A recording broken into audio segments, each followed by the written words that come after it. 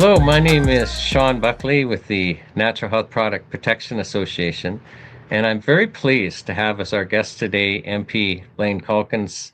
Blaine, welcome to NHPPA Talk Forum. Well, thanks for having me, Shawn. I'm glad to be here.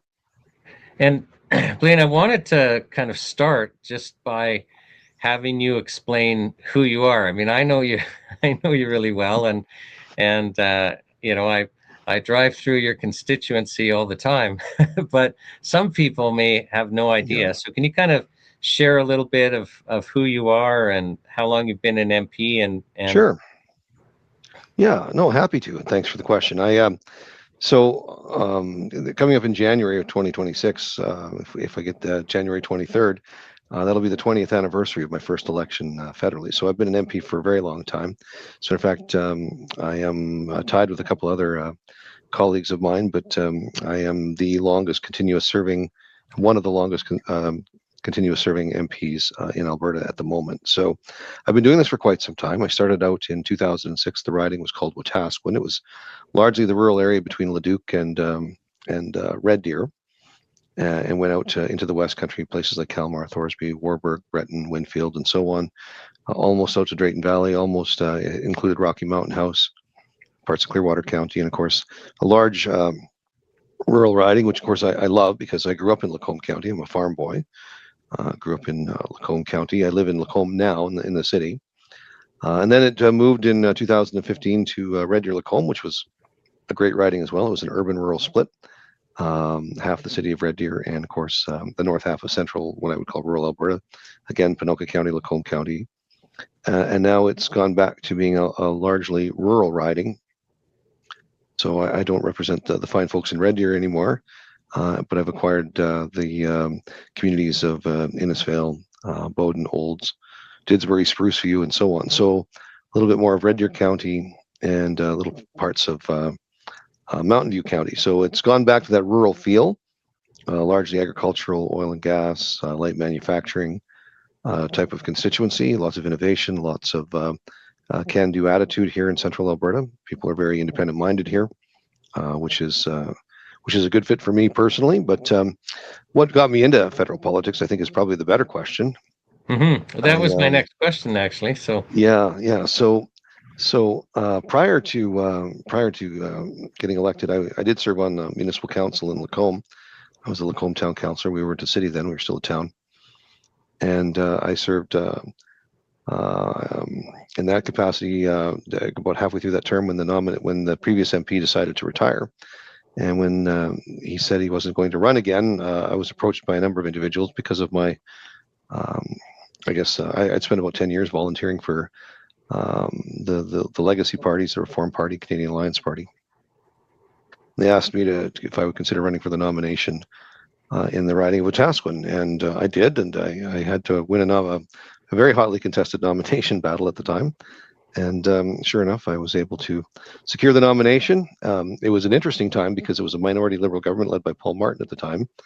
And we had a dynamic in the House where if one individual crossed over from the Conservatives to the Liberal government, it's strange how history repeats itself. And I believe that was the time that Belinda Stronach did. We were expecting a spring election, and then Belinda Stronach crossed the floor to sit with the Liberals, which then delayed that election until I believe it was late November when it was called November 28th, I believe was when it was called. So I was in the middle of a semester teaching at Red Deer College and immediately had to start my campaign after I marked final exams for my students, and the rest is history. So that's where that originated from, and I guess my motivation for getting involved in politics, my family hasn't we're not some political dynasty family or anything like that. We're just straightforward, honest farm folk from Lacombe County. But I did work prior to my time at Red Deer College and so on. I worked in the environmental field. I was a conservation officer, a national park warden, and at the time, Ralph Klein was the Premier of Alberta. I was very happy to work for Alberta Parks and Recreation, Alberta Fish and Wildlife. I had a great time, learned a lot, so many great people. And when I worked a little bit for Parks Canada, and I just saw the cultural differences between Alberta and the government of Alberta and the government of Canada, and that inspired me to buy a membership in a federal political party in Canada, and I chose the Reform Party because Preston Manning was the one who made the most sense to me at the time. So there's a really long answer to a really short question. Yeah. It's interesting because I remember the Reform Party, and I remember when I first heard Preston Manning speak. And when you think about the accomplishment of actually starting a party that eventually became the official opposition. But, I challenge anyone to go and listen to his lectures. Like, it's just was common sense. And it resonated. And that's what was so interesting. Like, to me, it's kind of like I long for those days again, where we've got somebody standing up, just speaking the things that he was saying. Like, it's.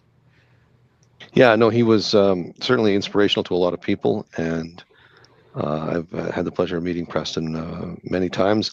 Some people say he's the best prime minister we never had, and he was certainly able to move the needle in Ottawa, even though the Reform Party never had the number of opposition MPs that we have today. For example, like we have over 140 Conservative MPs sitting in opposition. That's, by the way, that's like 20 more than Stephen Harper had when he formed government in 2006. So he was able to, in that context, just by speaking openly, honestly, and candidly about issues that were important to Canadians, was able to move majority Liberal governments politically across the spectrum with their choices, because they were so effective and so grounded and so what I would call common sense at the time, that they were an incredibly effective opposition. Well, and also the Reform Party really was a grassroots party in that, you had a large number of just ordinary people supporting it and buying in and participating. And that in itself is quite something.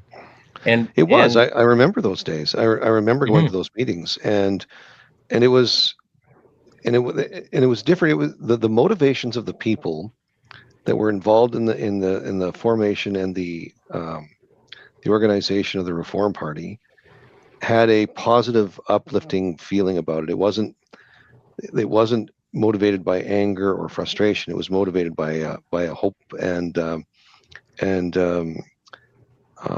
just a positive. Everything felt positive about why we were doing these things, and it was great. It was a great political entity, and lots of people were involved. Like tremendous amount of people. It was no trouble finding people to come out and serve on boards during the election campaigns. Come out and volunteer.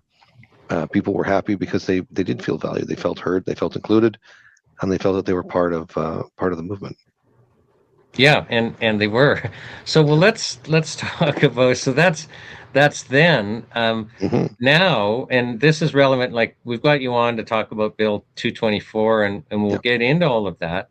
But the crossing of the floor of a couple of Conservative MPs since our pretty recent election actually are going to have an effect on the chances of getting Bill 224 passed. So, do you mind if we have a bit of a conversation about crossing of the floor, what that means, what the balance in Parliament is?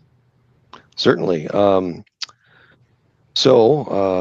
think right now, mathematically, if I've got my numbers right, I think the Liberal Party is one seat away from actually having its technical majority in the House. So after an election, if there's a hung parliament or a minority parliament, those words are interchangeable. We in Canada usually say a minority parliament. Committees are established. This is really important. It's really important for Canadians to understand that the committees that are constituted serve a very important legislative process.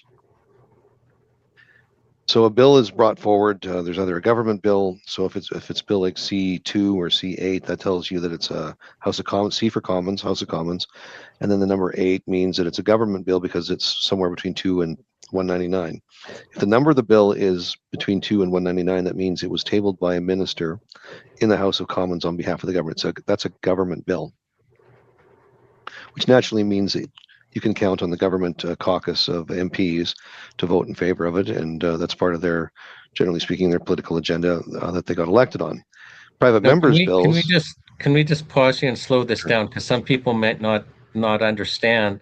So when you're part of a political party in Canada, so when we're talking about the Liberals, the Liberal MPs are actually expected to vote, for bills that are introduced by Liberal ministers. So government bills, Yeah. like it's just so. Well, if you're a member of the government caucus, it's.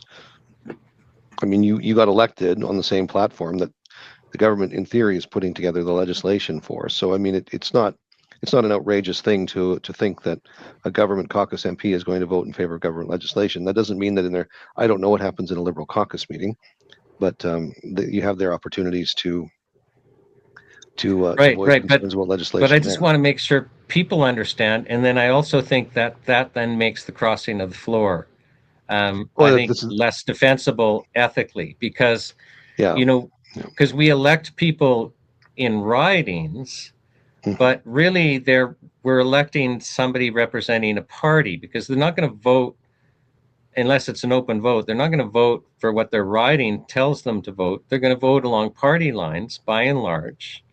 And that's the way our party political system has evolved in Canada. I appreciate we inherited it from the United Kingdom, but just the political reality is you as a Conservative MP, unless it's clear within the Conservative caucus that everyone's free to vote however they want or follow the riding, you are expected to vote for things that bills that the caucus are supporting or vote against or for. Yeah. Well, we don't right now. We're opposition as Conservatives, so we don't have government legislation. So when I introduce a bill, it's a private member's bill. So what happens is, after an election, every MP's name that was elected into the House gets basically thrown into a hat, and then they draw the names out in order. So 1 to 343 or whatever the number is now. I was really lucky. I was drawn number 19, and because of the way it works in the House, if you're selected to be part of the executive, because our executive is chosen out of the legislative branch, which is a unique thing that we have in our Westminster system.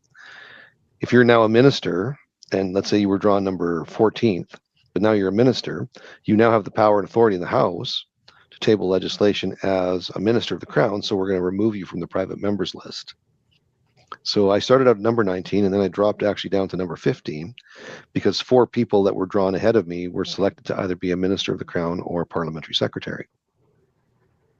So those bills then are put forward by individual members, and they can be consistent with a party's electoral platform, or they can be something that an individual member has that's important for their constituency. In this particular case, and I've done both over my career. This is my 7th parliament, so I've had 7 opportunities to put something forward. Now, if you're drawn as a high number, like if you're drawn like 250 or something like that, the chances of your bill getting debated is very slim. There's just not enough time in a 4-year parliament even to get through that many. So it does come down to the luck of the draw. I've been very fortunate in my career. I think this is the 5th time out of 7 where I've had legislation or a motion that was eligible for debate. And that's saying something too, because out of those 7 parliaments, only 2 of them were majorities. The other 5 have all been minorities, so that none of them have lasted the full 4 years. So I've been really lucky. Last parliament was Bill C-368. This one is virtually the same bill, C-224. And we've already had the first hour of debate back in November. So, but yes, you're right.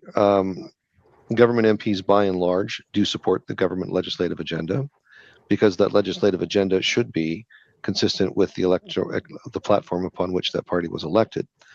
Now, when you've got MPs crossing the floor, however, it's changing the math. So if it's a minority parliament, then the committees are structured as minorities as well. This because you can't have a majority on committee unless you've got a majority in the House. So if the number of MPs, if another, let's say hypothetically, I hope there's none, but hypothetically, there's lots of people speculating about this. If that changes, then there's a very good case that the government could make that they need to reconstitute the committees. And if that's the case, then they will control the committee agenda and the House of Commons agenda completely, which then changes the dynamic of me relying on the opposition parties, the NDP, the Green Party, and the Bloc Québécois. We were all in alignment on passing Bill 368 at second reading last year or last Parliament, and working it through at committee and getting it reported back to the House for third reading. And we just ran out of time to get the bill passed through the House and into the Senate before the next election was called, the last election.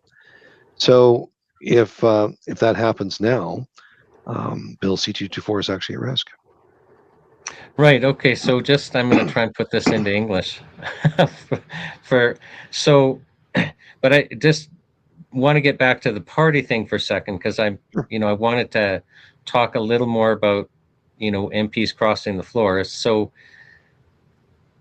we are in a party system. Like when I vote, and I think most Canadians vote, they're voting for a party. Like, I mean, if I don't, I hope I like my party candidate or whatever. But we tend to be electing a party. Do we want a Conservative government? Do we want a Liberal government? Do we want, some other party to be government? And we vote that way because the reality in Parliament is parties do tend to vote, along party lines. That's just the way our system is. And this is what's challenging me, Blaine, with there being a couple of Conservatives crossing the floor. And I'm not meaning to, it's not a Conservative Party thing, it's a personal thing for these MPs, is they were elected to be Conservative MPs. Like, if they were my MP, whether I voted for them or not, like, I don't care. If I had an MP cross the floor, even, if it was a party I wasn't supporting, I would feel that my riding's been betrayed, because we voted, majority of us voted then for a party platform more than the individual, right? Yeah. So every voter is different, but generally speaking, voters are either motivated, one, to vote for the candidate, two, they vote for a party, or three, they vote for a leader. Even though they're not directly voting for the leader, they want that person to be the prime minister, so they vote for that party leader's candidate in that riding. Those are generally the three. And I would suggest to you that in most of the circumstances, it's the party or the leader that people are primarily voting along those lines. So yeah, I mean, I don't have a mandate. I mean, the electors here in my constituencies for the last 7 elections have elected me to be a Conservative in Ottawa. I don't have a mandate to do anything else, and I wouldn't dream of betraying that trust and confidence that the electors have put in me. So it is frustrating. We see right now what's happening in Markham Unionville.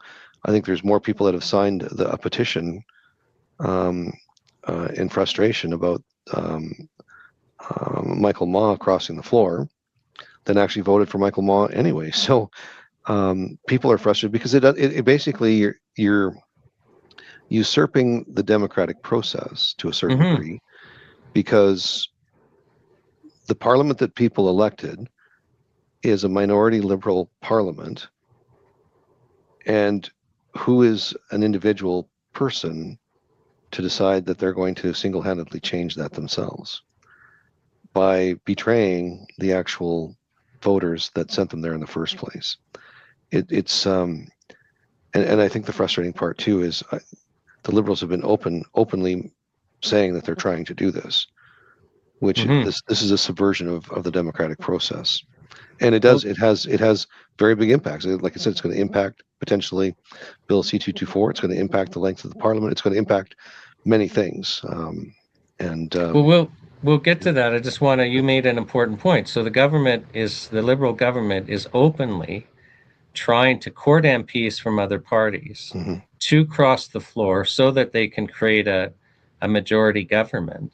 And that in itself is a flagrant, slap in the face for voters. Because as you say, if somebody's elected an MP of a specific party in a riding, it's no secret that that that's the party that's being supported, and it is completely undermining the process. Yep. But Blaine, it just seems to me that those types of things don't matter in Canada anymore. Like it's almost like ethical issues. Well, I mean, do you see the media attacking the government, saying this is unethical, you're subverting our democratic process? Well, I don't see the mainstream media doing it, but there's certainly a lot of other media options or outlets that are certainly talking about this.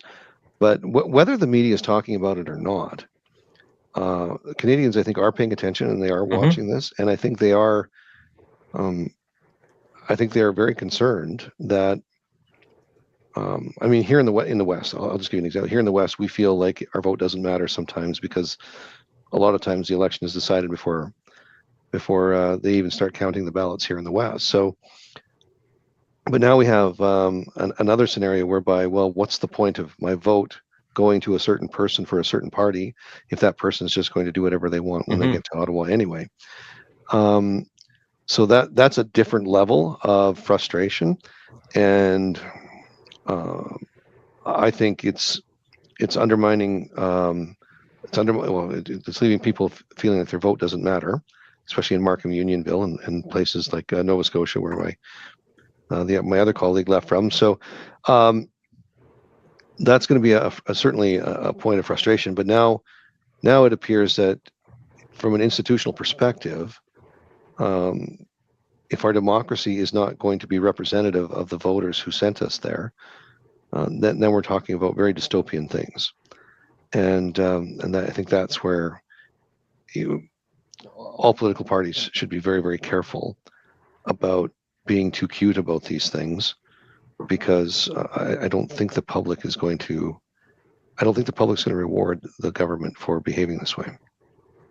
I think there's a few things going on, but I think the point you're making, and it's a strong point, is the public can lose confidence in the integrity of Parliament if the process isn't respected, and that serves no one's interests. I would agree.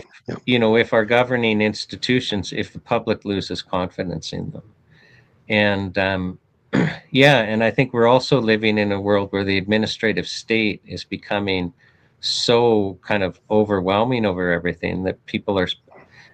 My experience is people feel the government is adversarial. Definitely in the area of health, they do.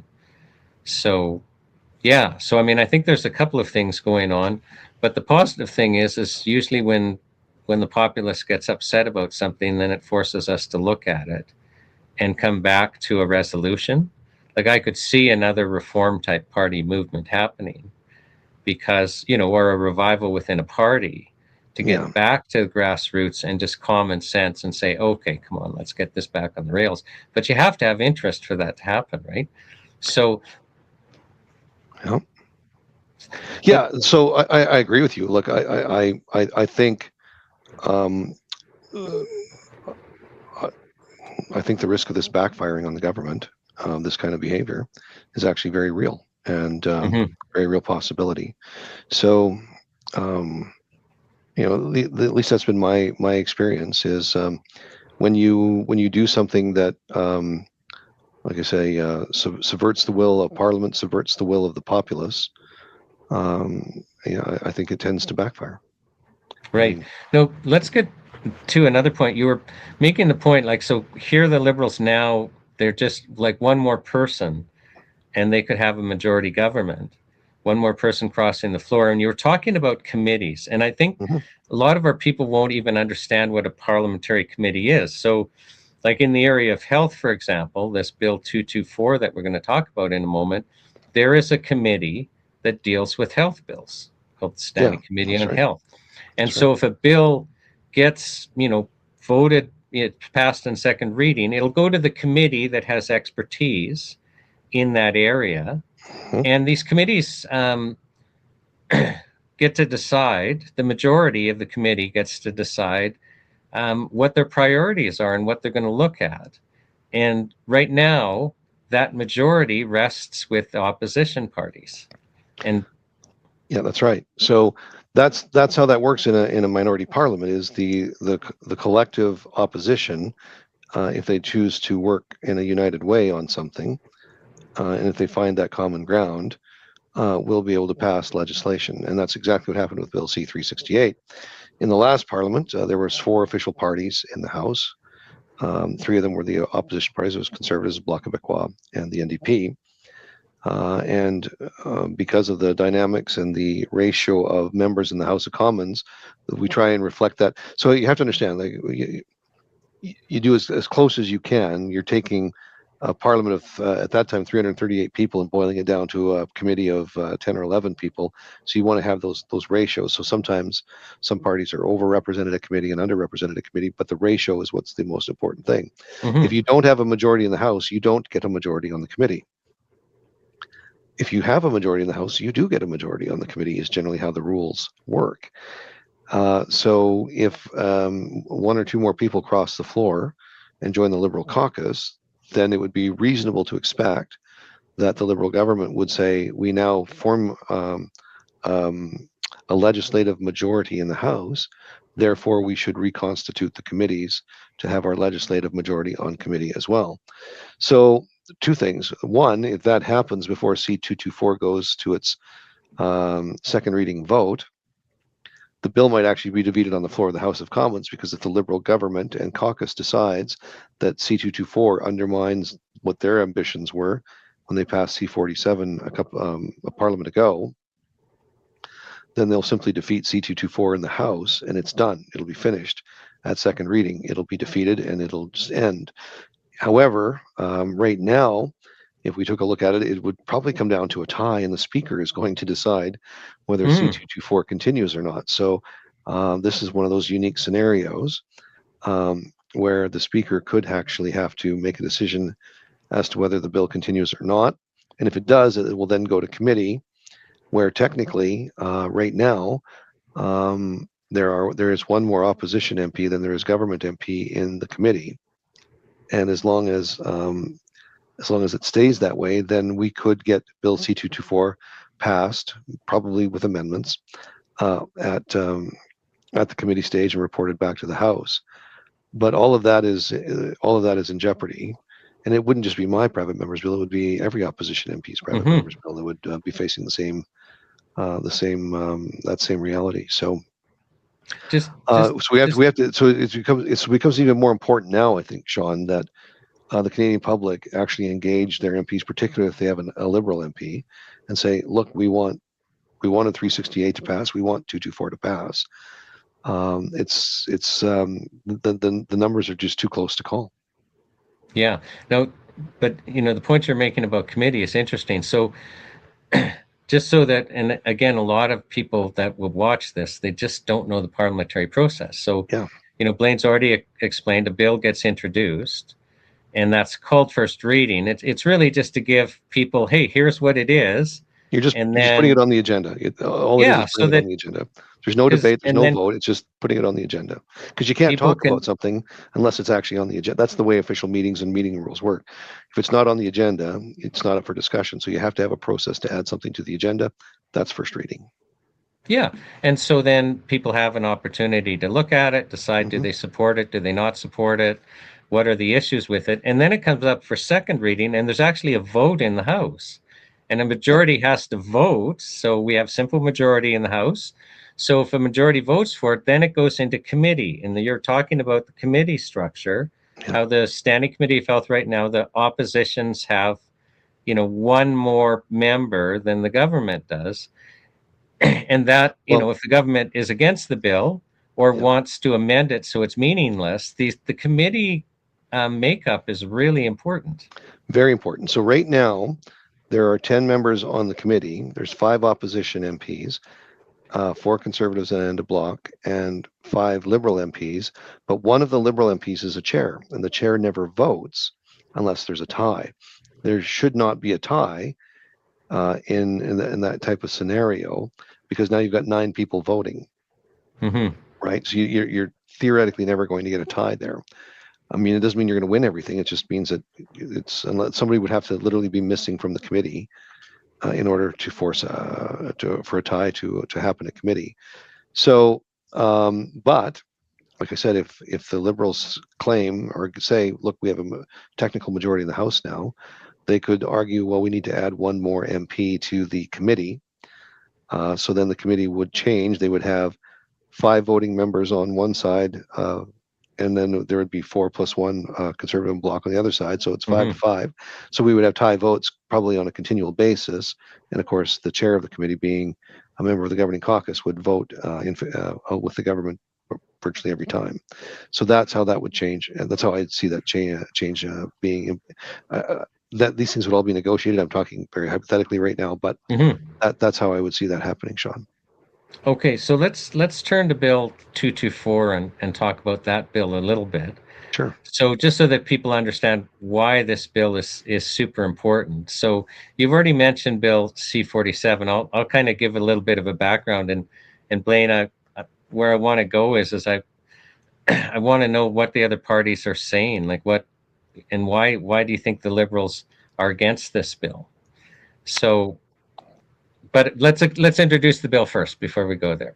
Yeah. So this bill is the bill I created. Originally was 368, now 224. Basically, is undoing the clauses that change the traditional definition of natural health products to that of therapeutic products, basically lumping natural health products in with the therapeutic products definition, and thereby making as you well know, as you've been advocating for a long time, the process for approval, the fine structures, the fee structures, everything that goes along with the therapeutic drug now could, in theory, be applied to natural health products. And of course, that's where Health Canada was going to go. I think there's been some movement on that. I think Health Canada has realized that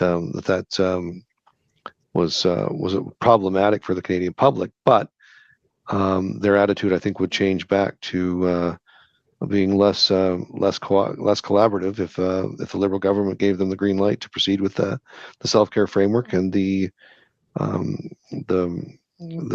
process that they were going to go through before, which is the fine structure, the fee collection, all of it. I see it as a tax grab by Health Canada from the natural health product industry.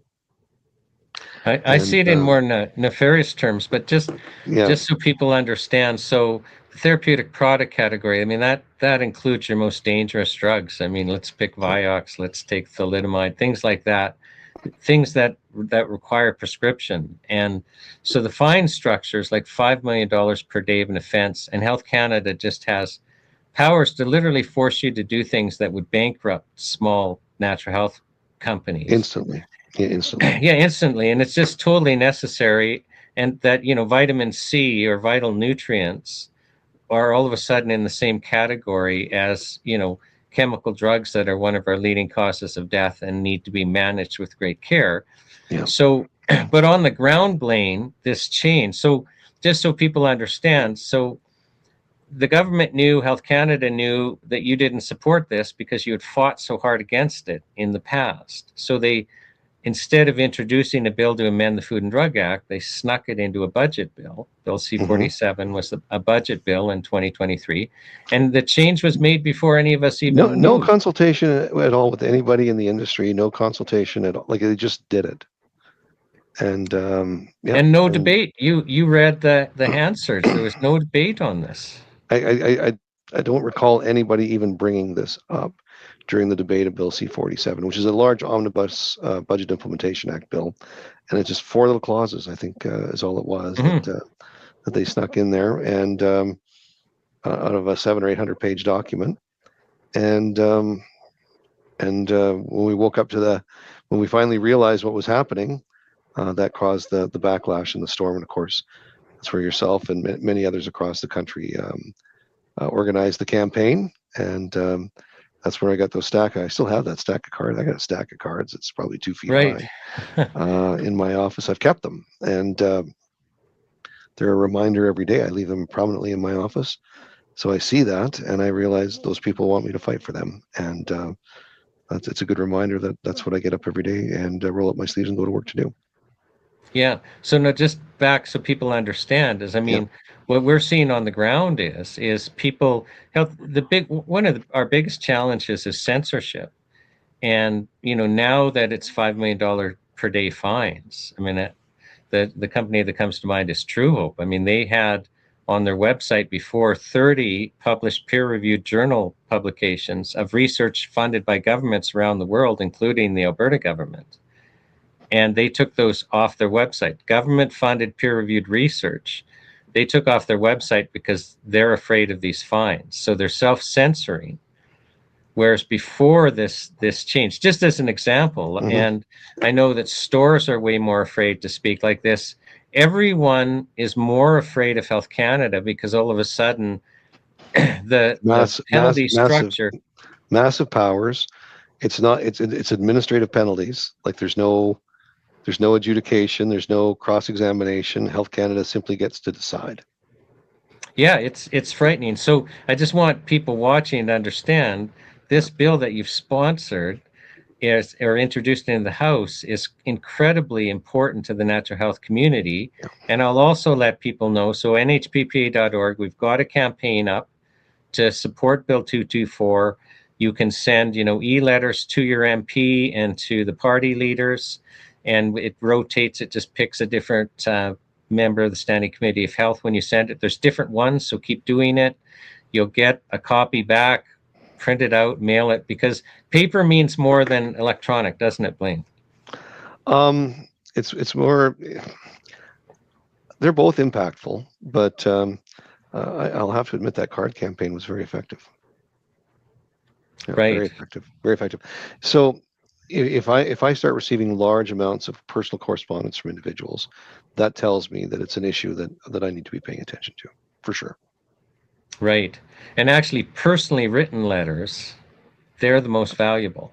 Yeah. Personally written, anybody with stories to tell about how important natural health products were for their health and well-being, what losing those products might look like for their lives and their health and their well-being. I mean, it can be something as simple as I take magnesium, because if I get a little bit magnesium deficient, I start getting a facial tic. My eye starts twitching. Will I survive if I don't have magnesium? Yes, but I mean, why should I even have to worry about that in Canada? Why should I have to worry about that being a prospect of not having access to that supplement? But there's other people that have much more significant health issues that can only be resolved by restoring whatever imbalances they have in their nutrition. Everybody's different. Every body's different, and natural health products, I think, are not recognized for the massive amount of preventative, the prevention that they do to keep people out of our healthcare system. And I don't think any consideration has been given to that by the government about just how important it is. 80% of Canadians take natural health products. 80%. So the government, I think, needs to be very, very careful in its approach in dealing with natural health products. So the question's begging to be asked, because you're just talking common sense now, right? Because most of the natural health products are just phytonutrients. Like we do have these multi-ingredient remedies that people rely on. But so why is it, do you think? Like, why is this a party issue? That I have to say, it frustrates me, Blaine. Like, the Liberal supporters, by and large, are females over 40, I'm told. That's who supports the NHPPA. Females over 40 primarily are our supporters. So the Liberal voter base, and it's just, I don't know why, the Liberal voter base and just most Canadians take these products and want them. This isn't politically popular for the Liberals. They're not going to get any votes by resisting your private members bill. So why? For the life of me, I can't figure out why. I do know in the last Parliament, a number of Liberal colleagues in the House of Commons told me that they wanted to vote in favor of my bill, but when the time came to vote in the House of Commons, the Liberals voted unanimously against Bill C-368. So that tells me that they're being told, and they don't have a free vote on these matters on behalf of their constituents. See, this is what I didn't elaborate on this enough at the start when we were talking about the parties and how party systems work. Like, as a Conservative, it's actually right into our it's right in our constitution of our party that on matters of conscience and matters of private members bill, I'm generally afforded as a Conservative MP the right to just to freely vote as I see fit. Like, we'll have a recommendation, we'll discuss it in caucus, we'll have a recommendation on what the party and what the caucus position should be on a piece of legislation. But generally speaking, I'm given the freedom to represent my constituents on virtually every private member's bill that comes before the House. So I'm not whipped per se to voting a certain way, and I was very shocked, because I knew very well that there was a number of Liberal MPs that wanted to vote for C-368 in the last Parliament, and there was only a few that abstained, and most of them voted against. So that tells me that the hammer was dropped on them to toe the party line and uphold what they did in Bill C-47. And you're right. By and large, it's the statistics are fairly clear.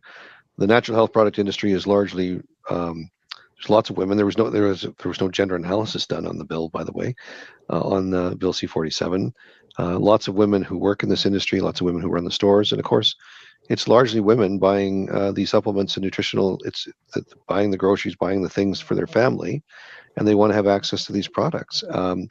And I wonder if they just don't know that that these products are at risk of disappearing from the shelves in Canada, because of the government that they may have voted for has this position. Yeah, no, it's really interesting. So, and I struggle with Health Canada too. One of the, we went into a drug model back in 2004 when, the United States went into a food model. And I don't know, I think we've spent about $40 billion on Health Canada to regulate natural health products, and nobody can even measure how much the industry had spent. It'll be geometrically higher than that. And it's like nobody can point out to, a single product that's any safer than the United States products that don't have this regulations. It's like there was no problem, and I don't think ever, maybe the long gun registry, but this will be on the top 5 biggest wastes of money and resources ever.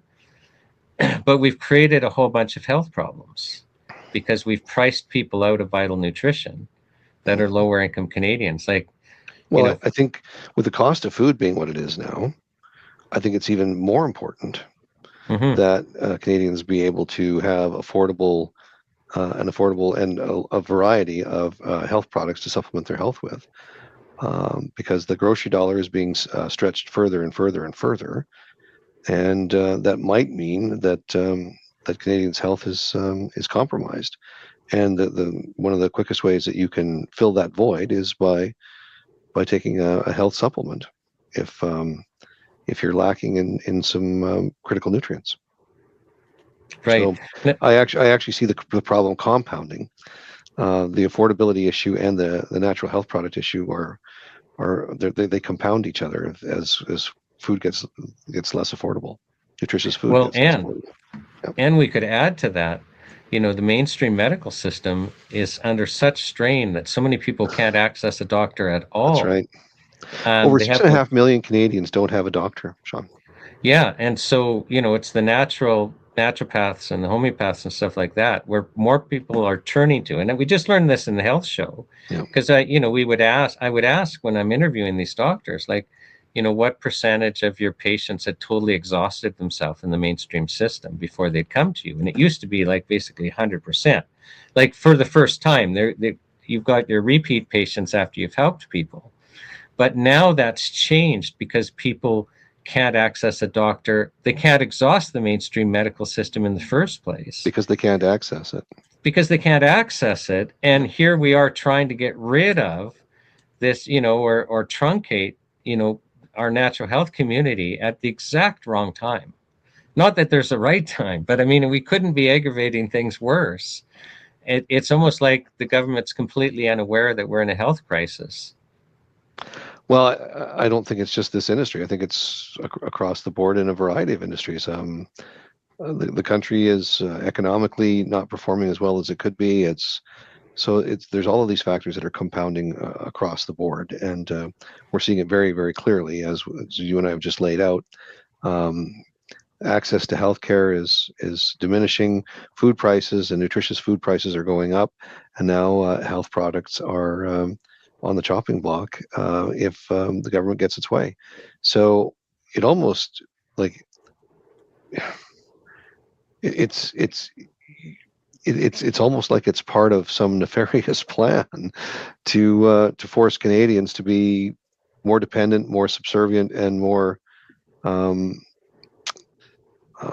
reliant on some future government program that'll now need to be launched in order to make up for all of these, this situation we find ourselves in, where we can't afford nutritious food, and we don't have every problem that seems to be created creates an opportunity for a government to have a program or a plan to be a solution to the problems that they themselves created in the first place, rather than just backing off, letting good people. Most Canadians are good people.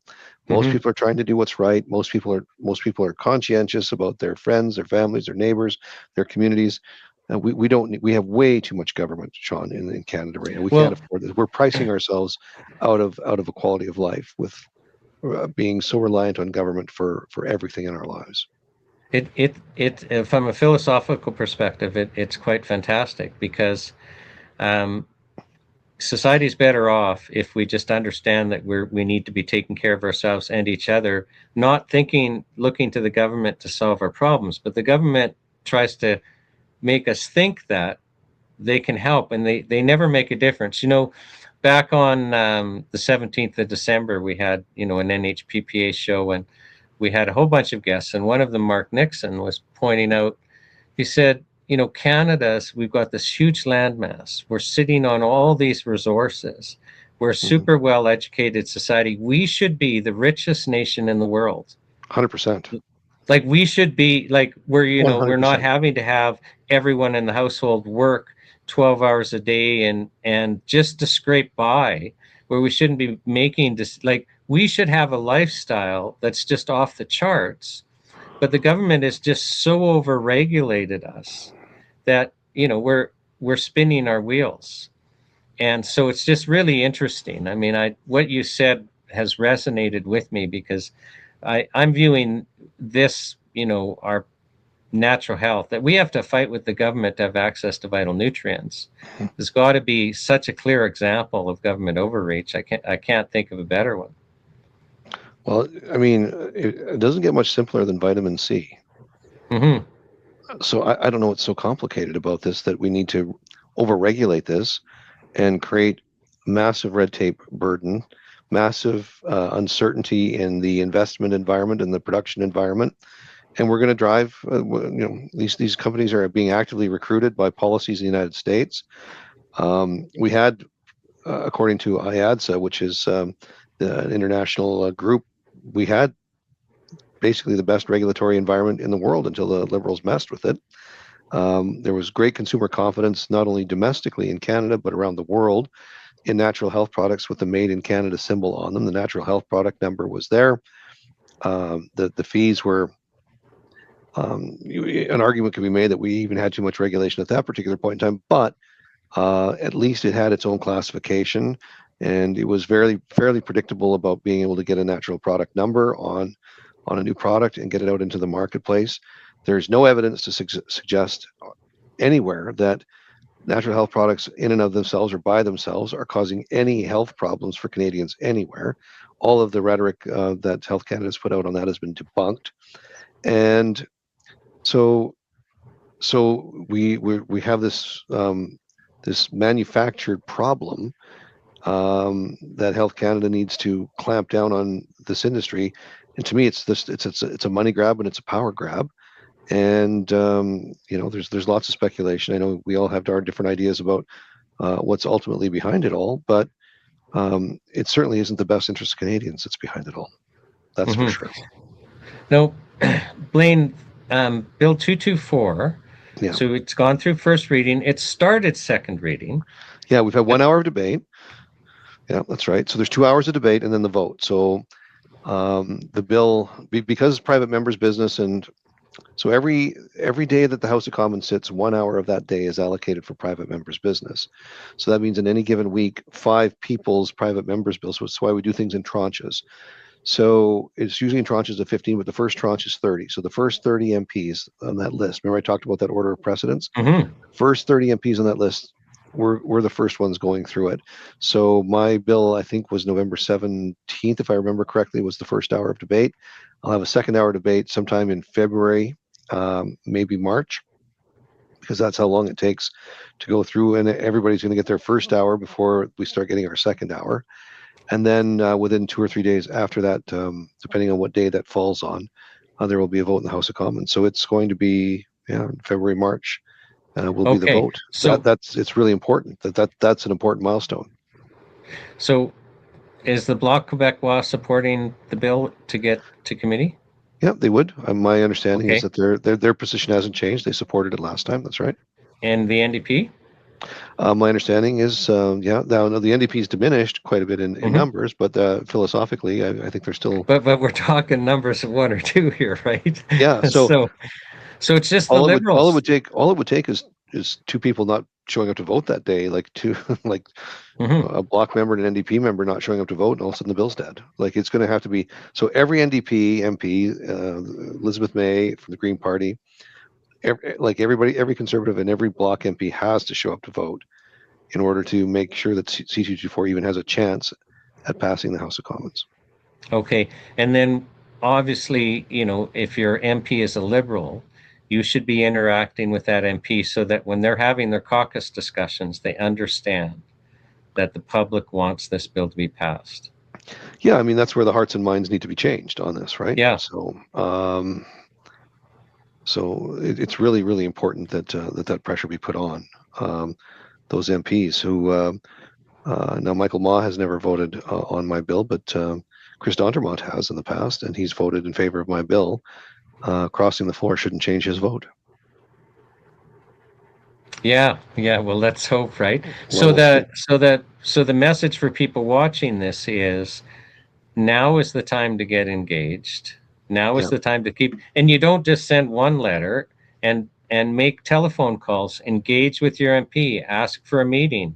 Talk to their staff so their staff understands the issues. We've got the resources at nhppa.org to explain why this is important, to explain what the bill's about, so that you're able to talk coherently and understanding what's going on. So I just inviting Blaine, as if people are watching this, to get involved and not just, like literally you could go to our site and send an e-letter out and it would take you 2 minutes. It's that easy. especially if you're a voter that voted for the Liberal candidate and you've got a Liberal MP. Telling that MP that you voted for them and you expect them to not make life more difficult for you because natural health products are important to you. I mean, that is a powerful message to send. Yeah, and that's a simple telephone call.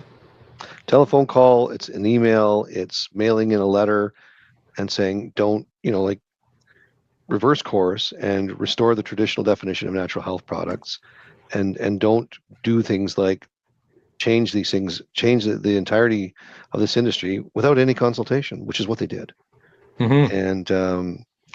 And back in Bill C-47. So that's why it's so important. It's even more important for the people who have Liberal MPs to make sure that they get that message to their local MP. Yeah, and just I'm going to push people a little more. Like, understand the censorship's happening. There's fear in the industry, Yep. and we're already in a train wreck with this. And so, any way that you can raise this issue, letters to the editors, the whole thing. Just think, how do I raise this within my constituency so that my MP understands this is a voting issue for me and it's a voting issue for others in his riding or her riding, right? So absolutely. yeah. Yep. Well, Blaine, I am so thankful that I know that you guys are so busy, it's crazy, but I personally really respect what you do and who you are, and I'm just so pleased that you have taken an interest in this problem and you've taken the initiative to introduce this private members bill and let you know that the NHPPA is, we're doing all we can to support you, and just thankful that you were able to come and join us today. Well, I appreciate the invite as always, and I appreciate the work that you and your organization continue to do and advocate for what I consider to be completely sensible notions about looking after our own health and being in charge and responsible for our own lives, and having access to natural health products is critical for Canadian families from coast to coast to coast. Like I said, 80% of Canadians rely on these products. It makes no sense why we would take an industry that was vibrant, that's doing a good job, that's helping Canadians with their quality of life, and why we would put that in jeopardy is beyond me. So thank you for your continued advocacy and the work that you're doing, raising awareness, and let's make sure that we get Bill C-224 across the line and get it to committee, and one step at a time. And we're early enough into this parliament that hopefully we can get it passed and off to the Senate and restore that traditional definition of natural health products. Blaine, thank you so much for joining us. It's just, again, just been a pleasure. All the best.